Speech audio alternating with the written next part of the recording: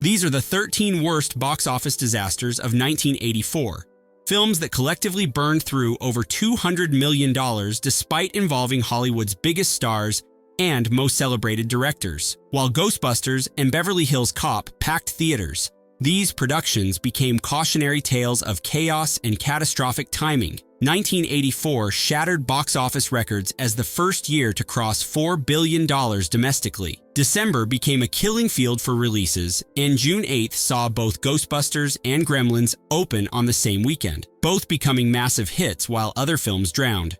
What follows are the stories behind Hollywood's costliest mistakes of 1984, ranked by their financial losses. The Cotton Club represents perhaps the most chaotic production Hollywood ever completed. Released December 14th by Orion Pictures, this Francis Ford Coppola film about the legendary 1930s Harlem jazz venue ballooned from $25 million to somewhere between $58 and $67 million, yet earned only $25.9 million domestically, an estimated $45 to $50 million loss. Producer Robert Evans originally intended to direct himself until legal troubles derailed those plans, and the script went through 30 to 40 drafts before Coppola was hired. Coppola, desperate for money after his Zoetrope Studios bankruptcy, clashed bitterly with Evans.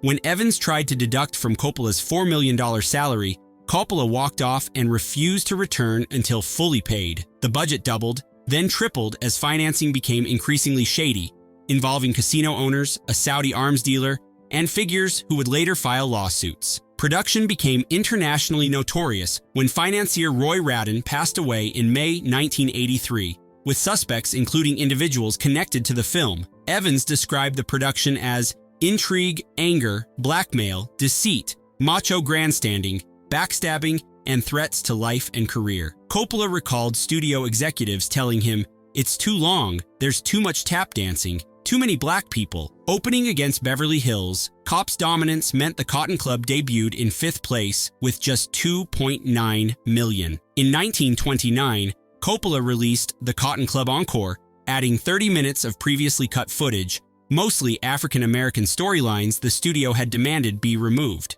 David Lynch's Dune opened December 14th from Universal Pictures with a budget between $40 and $45 million, earned only $27 to $31 million domestically, and lost an estimated $25 to $30 million. The financial disaster tells only part of the story because this became the film Lynch would spend decades trying to forget. Lynch got hired after producer Dino De Laurentiis saw The Elephant Man, despite never reading Frank Herbert's novel. Turning down Return of the Jedi to make Dune was a decision that would haunt him, and he worked on 7 script drafts over 6 months, attempting to compress Herbert's complex universe. Lynch's original cut ran approximately 4 hours. Universal demanded 137 minutes, which meant massive amounts of plot and character development were sacrificed, leaving audiences confused. Marketing was virtually non-existent. Francesca Annis recalled, "I don't remember any huge junkets. They must have known way before it came out that it was in trouble." Lynch's key regret came through clearly. "I knew when I was signing the contract that I was signing away Final Cut, and from that moment, I started selling out." On the experience overall, Lynch said simply, "I died." Kyle MacLachlan recalled, "Dune didn't really turn out that well. After that, I felt like a pariah in business." In 1988, when MCA-TV prepared a 186-minute television version, Lynch completely disavowed it. His director credit was changed to Alan Smithee, and his writing credit became Judas Booth. Lynch gave MacLachlan a second chance with Blue Velvet in 1986, which MacLachlan calls his rebirth. Supergirl, released November 21st by TriStar Pictures, cost $35 million but earned only $14.3 million domestically, a loss between $20 and $35 million. This film's failure is frequently cited as directly responsible for the dearth of female-driven superhero movies. Warner Bros. Had distributed the first 3 Superman films, but tensions with producers Alexander and Ilya Salkind led them to relinquish the Supergirl rights. TriStar picked up distribution, a sign of weakened industry confidence. Christopher Reeve was originally supposed to appear as Superman, but he declined due to his soured relationship with the Salkinds. His absence removed the franchise connection that could have saved the film. 3 different cuts exist: the 105-minute US theatrical version, heavily edited after test audiences found it overlong, a 124-minute international cut, and a 138-minute director's cut. The US version removed the flying ballet sequence.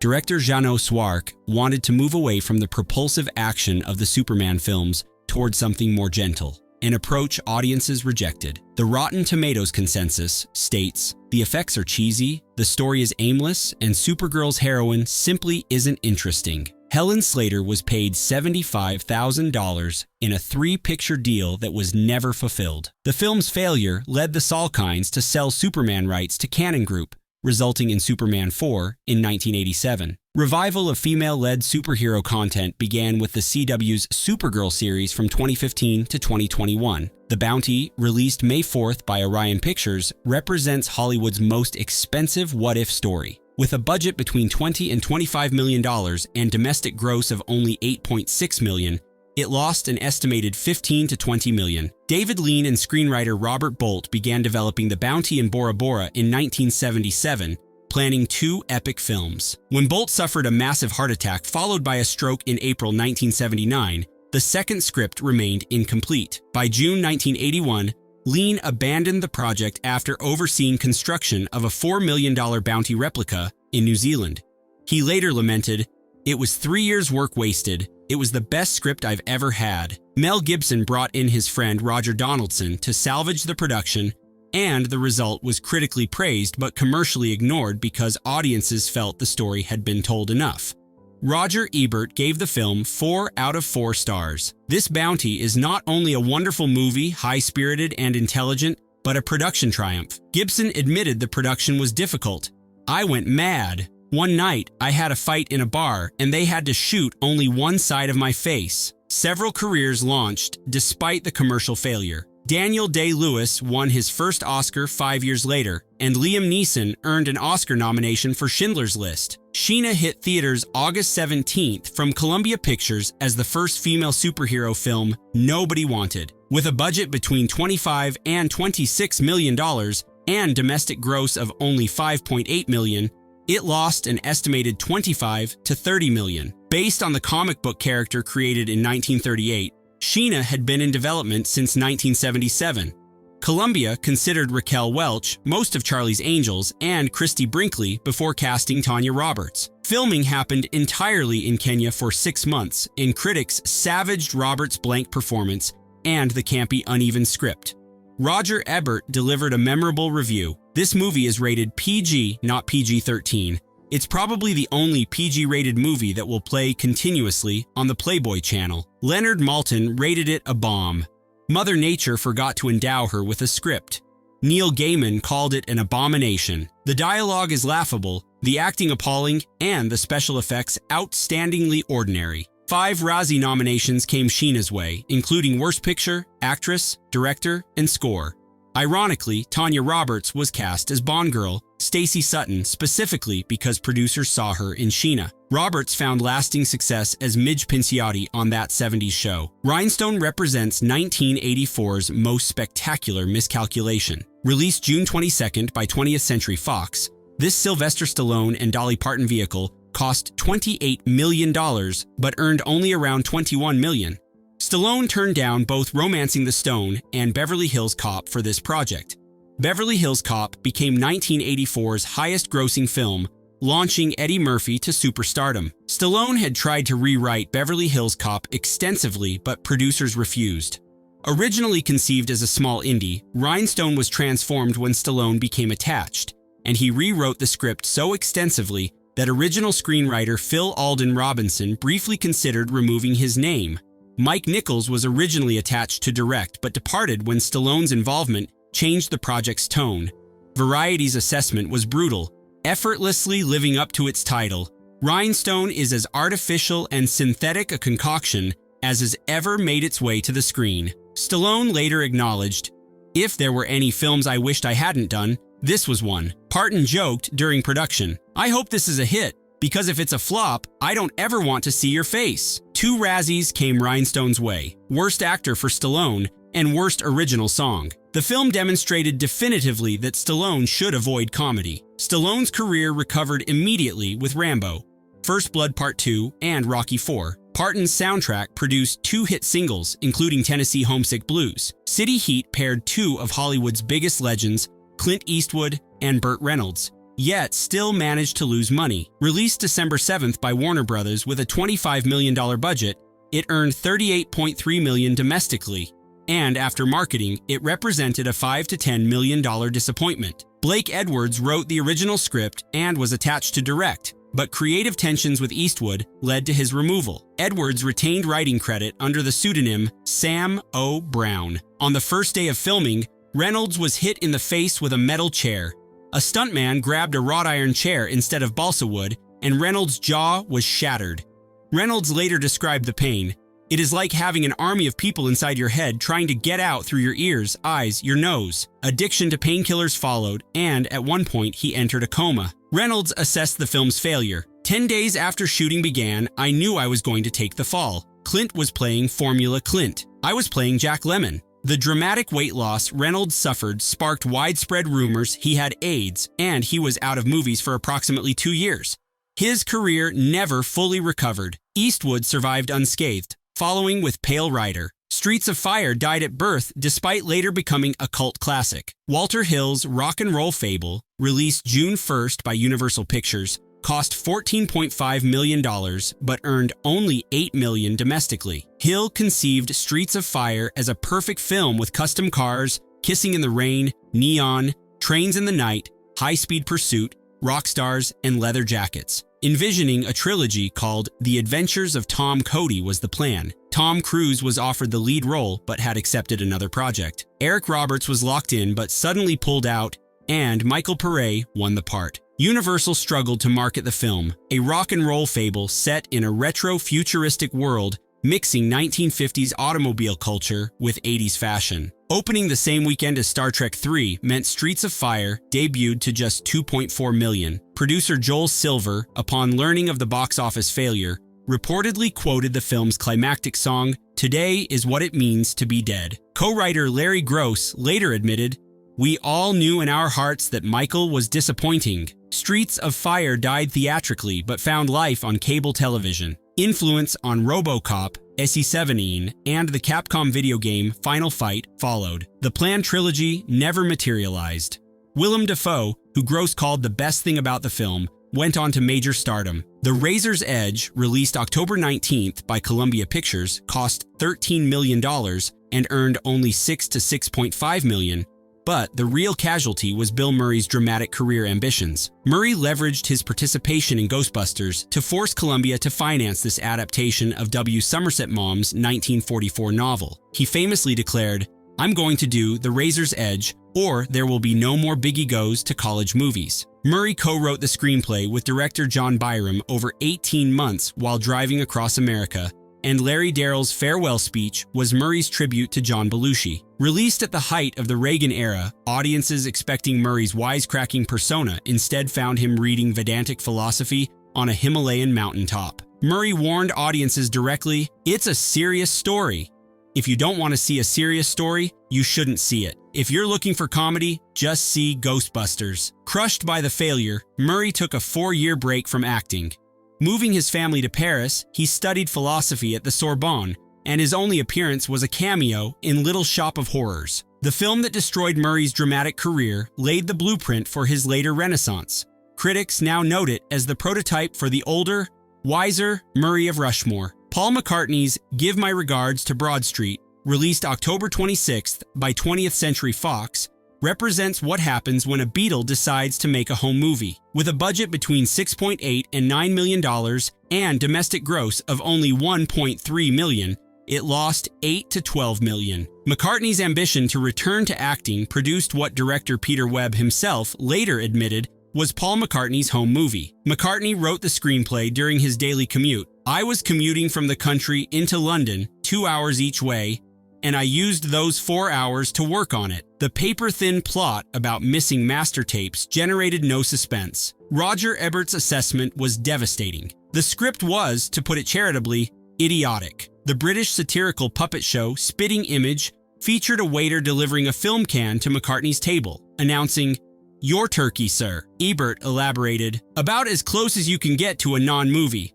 With Give My Regards to Broad Street, skip the movie and proceed directly to the soundtrack. Number 1 on the UK chart is where the soundtrack reached, featuring Beatles classics and the hit single No More Lonely Nights.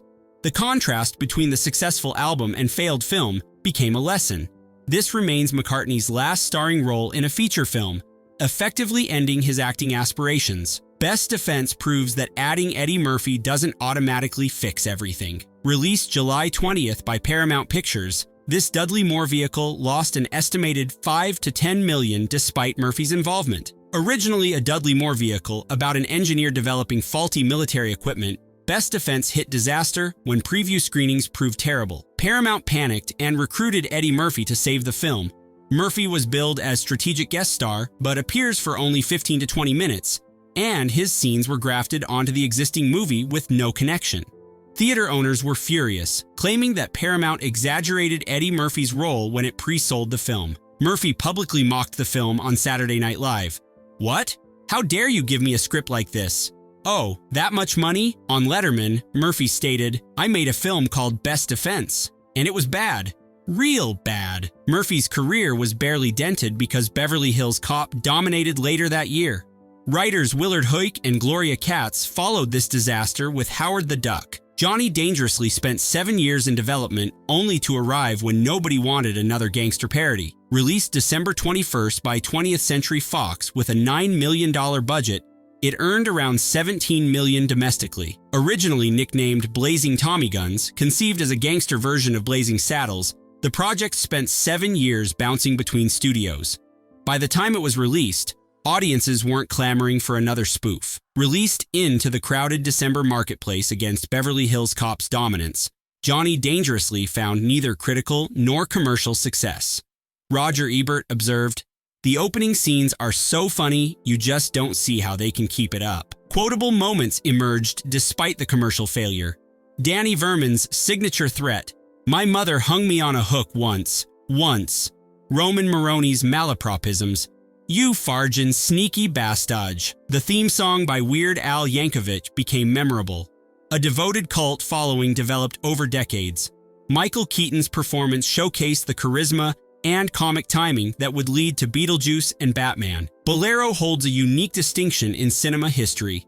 It's the only film ever to receive both a 0% Rotten Tomatoes score and a CinemaScore grade of F. Released August 31st by Cannon Films, John Derrick's vanity project directing his wife Beau cost $7 million and earned $8.9 million. The MPAA refused to rate the film because its content was too explicit for R, but an X rating would have been commercial death. John Derrick released it unrated. MGM, which had a distribution deal with Cannon Films, dropped Bolero entirely. Cannon released it themselves, with ads carrying disclaimers that no children under 17 would be admitted. Theater audiences reportedly got up and walked out, with remaining viewers clapping when people left. 6 Golden Raspberry Awards came Bolero's way. Worst Picture, Worst Actress for Bo Derek, Worst Director for John Derek, Worst Screenplay, Worst New Star, and Worst Musical Score. Bo Derek's credibility as a serious actress effectively ended. A Razzie staple throughout the 80s, she won 3 Worst Actress awards total. Bolero became required viewing for bad movie enthusiasts. The 13 worst box office disasters of 1984 collectively lost over $200 million and derailed careers, ended franchises, and became cautionary tales. December crowding proved fatal. Beverly Hills Cop sucked all the box office oxygen from The Cotton Club, Dune, City Heat, and other releases. Budget overruns plagued ambitious projects. The Cotton Club doubled from $28 million to $58 million, and studios learned expensive lessons. Star power alone couldn't save weak material. Stallone and Parton in Rhinestone, Eastwood and Reynolds in City Heat, and McCartney in Broad Street demonstrated that celebrity couldn't compensate. Creative interference destroyed artistic visions. Lynch lost final cut on Dune, Blake Edwards was fired from City Heat, and Coppola was forced to remove content.